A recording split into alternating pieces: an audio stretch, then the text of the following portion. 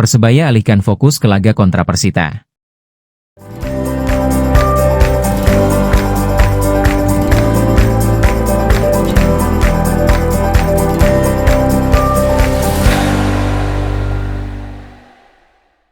Persebaya alihkan fokus ke laga kontra Persita. Dilansir dari Suara Surabaya, Persebaya Surabaya mengalihkan fokus untuk melakoni laga lanjutan Super League melawan Persita Tangerang yang akan digelar di Stadion Gelora Bung Tomo, GBT, Surabaya, pada Sabtu, 4 April 2026. Persebaya tidak ingin larut dalam kekalahan telak 5-1 yang dialami saat bertandang ke markas Borneo FC di Stadion Segiri Samarinda. Kami berharap bisa belajar dan tampil lebih baik pada laga berikutnya. Sebagai sebuah tim, itulah yang harus kami lakukan, kata Bruno Moreira, kapten tim Persebaya.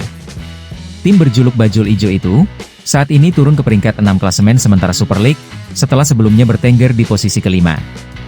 Persebaya yang memiliki 39 poin digeser oleh Persita yang saat ini mengoleksi total 41 poin. Sekarang bukan waktunya untuk terus menyesali hasil.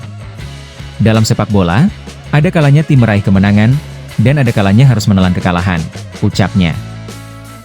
Pihaknya memastikan, Persebaya terus memaksimalkan evaluasi tim untuk kembali menorehkan catatan positif setelah mendapat hasil buruk. Saya rasa semua pemain perlu merefleksikan pertandingan ini. Kami melihat kembali apa saja yang sudah berjalan baik, sekaligus memperbaiki hal-hal yang masih kurang selama pertandingan, tuturnya. Sementara itu, Bernardo Tavares pelatih Persebaya juga menyatakan bahwa skuad Green Force akan memaksimalkan waktu jeda untuk melakukan perbaikan. Kami harus melihat kembali dan menganalisis apa yang sebenarnya terjadi, pungkasnya. Persebaya dapat pelajaran dari Borneo FC, harus lebih rapi dan agresif.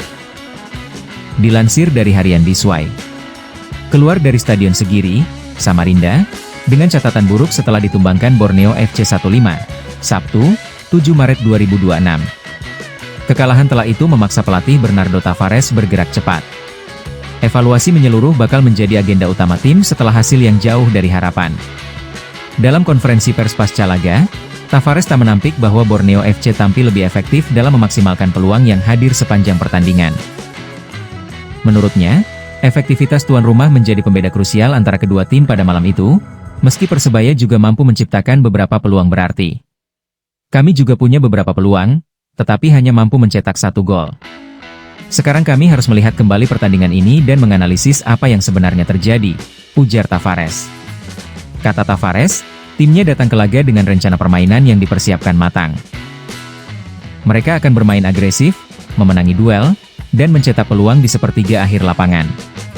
Meski demikian, implementasi rencana tersebut tidak berjalan mulus di tengah tekanan lawan dan absennya penyelesaian akhir yang konsisten dari lini depan Persebaya. Kami sudah menganalisis lawan, menunjukkan video kepada pemain, dan melakukan latihan untuk mempersiapkan pertandingan ini. Namun hari ini kami tidak mampu menunjukkan performa terbaik, imbuhnya. Ucapan itu menggambarkan bahwa kegagalan bukan hanya soal ide permainan, melainkan juga soal eksekusi di lapangan. Tavares juga mengaku beberapa gol Borneo sejatinya sudah diantisipasi dalam persiapan tim. Ia mencontohkan ancaman tembakan jarak jauh yang menjadi bagian dari instruksi menghadapi para pemain pesut etam, sebutan Borneo FC. Kami sudah membahas hal itu dalam persiapan. Kami mencoba menutup ruang di sekitar kotak penalti karena kami tahu mereka memiliki pemain dengan tembakan kuat dari luar kotak, jelasnya. Namun pada prakteknya, kontrol ruang dan blok antisipatif gagal menutup celah yang dimanfaatkan lawan. Ketika tertinggal, Persebaya memilih merespons dengan pendekatan ofensif. Sebuah keputusan yang menurut Tavares merupakan sikap yang diambil untuk tetap menjaga perlawanan. Statistik pertandingan menunjukkan Persebaya melepaskan 13 tembakan, dengan 4 diantaranya mengarah ke gawang. Tapi, membuka permainan demi mengejar ketertinggalan rupanya justru memunculkan celah yang dimanfaatkan Borneo untuk menambah gol. Ketika kami tertinggal, kami punya 2 pilihan, menyerah atau terus mencoba. Kami memilih untuk tetap menyerang. Tetapi ketika kami membuka ruang, Borneo FC kembali mencetak gol, ujar Tavares. Kekalahan tersebut menjadi ujian bagi Persebaya menjelang jeda kompetisi selama 3 pekan. Periode Ramadan, libur Lebaran, dan FIFA Matchday. Selama jeda tersebut, Tavares berencana melakukan evaluasi menyeluruh, menelaah aspek konversi peluang, organisasi defensif, dan ketahanan mental skuad. Hasil evaluasi akan menjadi pijakan persiapan menjelang laga kandang melawan Persita Tangerang di Stadion Gelora Bung Tomo, GBT, Surabaya, pada Sabtu, 4 April 2026. Bagi Persebaya, momentum jeda itu harus dimanfaatkan untuk memperbaiki celah yang terekspos di Stadion Segiri. Menjaga keseimbangan antara perbaikan taktik dan pemulihan mental pemain menjadi kunci agar hasil buruk di Samarinda tidak berlanjut menjadi tren negatif. Bonek tetap dukung, Persebaya Surabaya diminta bangkit dari evaluasi. Dilansir dari surya.co.id. Kapten Persebaya Surabaya, Bruno Moreira, meminta rekan-rekannya tidak larut dalam kesedihan setelah kekalahan telak 1-5 dari Borneo FC di Stadion Segiri, Samarinda, Sabtu, 8 Maret 2026. Ia menegaskan pentingnya evaluasi dan fokus menatap laga berikutnya. Kekalahan ini menjadi yang terbesar bagi Bajul Ijo di era pelatih Bernardo Tavares.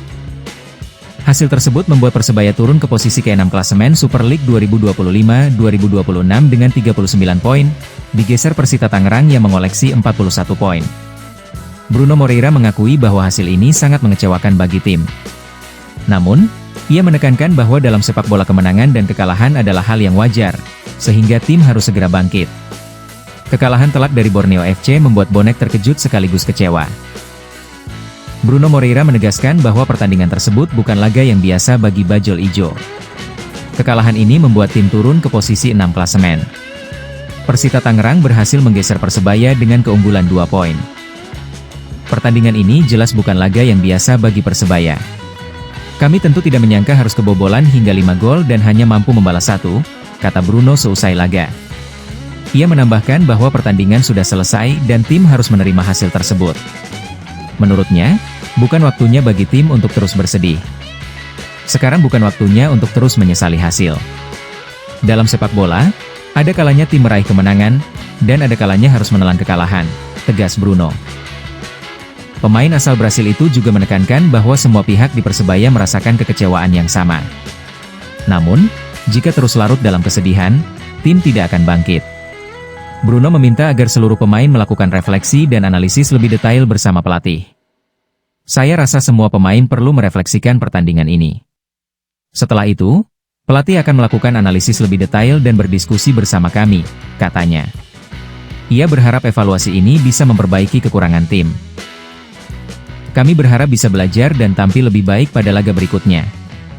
Sebagai sebuah tim, itulah yang harus kami lakukan, pungkasnya. Kondisi Persebaya dan rencana perbaikan. Kekalahan dari Borneo FC membuat Persebaya turun ke posisi 6 klasemen dengan 39 poin. Persib Bandung memimpin dengan 54 poin, disusul Borneo FC dengan 53 poin, Persija Jakarta 51 poin, Malut United 45 poin, dan Persita Tangerang 41 poin.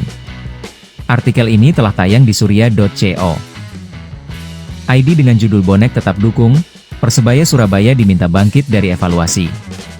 Dengan 9 laga tersisa, peluang Bajul Ijo untuk kembali ke 5 besar masih terbuka. Namun, konsistensi dan evaluasi menjadi kunci agar tim tidak kembali terpuruk. Manajemen sebelumnya telah mendatangkan pemain baru seperti Pedro Matos dan Bruno Pereira, serta melepas beberapa nama lama. Namun, hasil di Segiri menunjukkan tim masih membutuhkan keseimbangan antara pemain inti, pelapis, dan talenta muda. Evaluasi skuad juga menyoroti pemain muda yang belum pernah tampil musim ini, seperti Andre Arido, Muhammad Ilham, Sheva Kardanu, dan Ahmad Mujtaba. Minimnya kesempatan bermain bagi mereka menjadi catatan penting dalam strategi tim. Sementara itu, pemain reguler seperti Hernando Ari, 23 penampilan, 2070 menit, Arif Catur, 24 penampilan, 1965 menit, dan Leo Lelis, 19 penampilan, 1346 menit, tetap menjadi tulang punggung tim. Pemain asing lain seperti Jefferson, 8 penampilan. Gustavo Fernandes, 4 penampilan, masih belum menunjukkan kontribusi maksimal.